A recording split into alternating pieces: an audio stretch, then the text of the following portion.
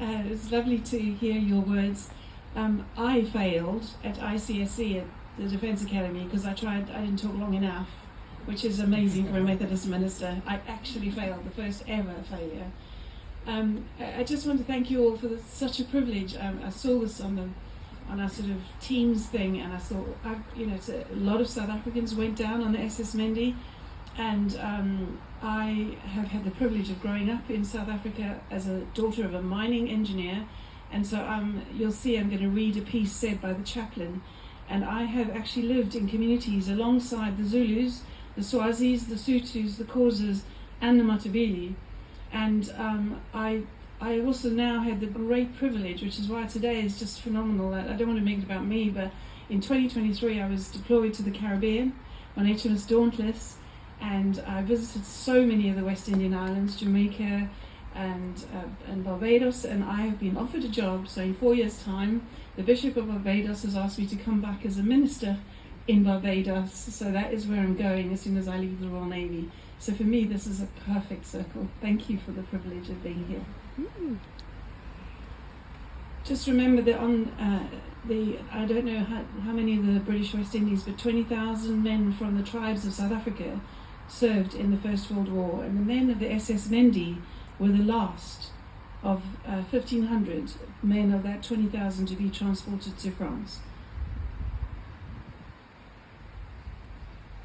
So we meet in the presence of God to remember our fallen and to pray for reconciliation between the nations, that all people may together live in freedom, justice and peace. And we do so, we give thanks for the people and events that have influenced our own lives for good.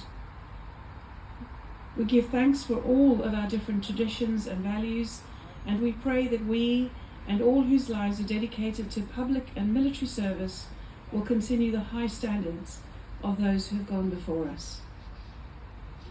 John chapter 15. It was Jesus himself who spoke those much quoted words, "Greater love has no man than this, that he lay down his life for his friends."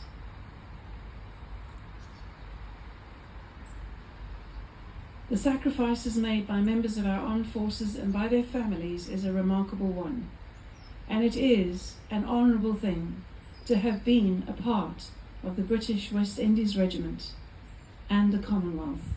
And today we also remember the men of the South African Native Labour Corps travelling on SS Mendi to serve in France. This was taken from the Commonwealth War Graves Commission website. With only half of its lifeboats in the water, the situation for its passengers and the men of the SANLC became desperate. For many on board, it was their first time at sea. Amongst the disarray was the calm head of the Reverend Isaac Wachope Joba, who, as the story goes, ordered the men to form the ranks on the deck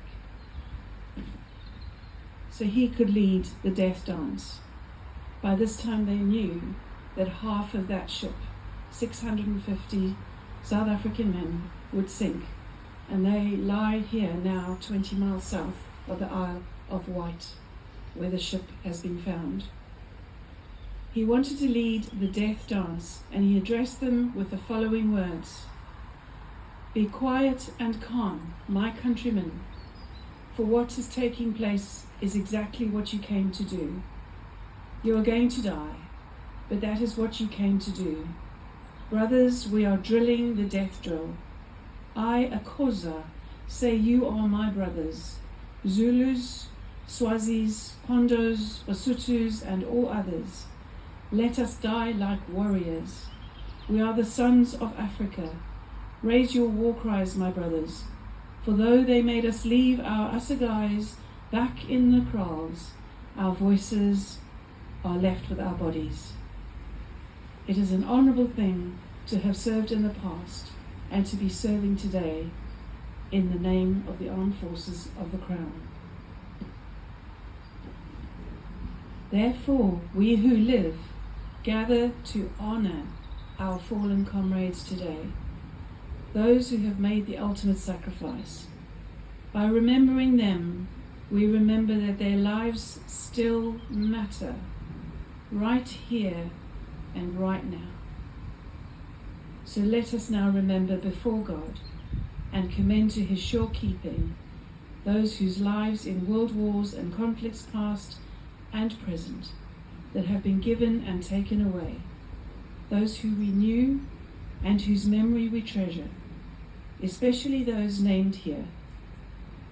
We think of those with no marked graves, and we also remember and thank the families who sacrificed their sons and daughters, fathers and mothers, brothers and sisters, to help keep us safe and free.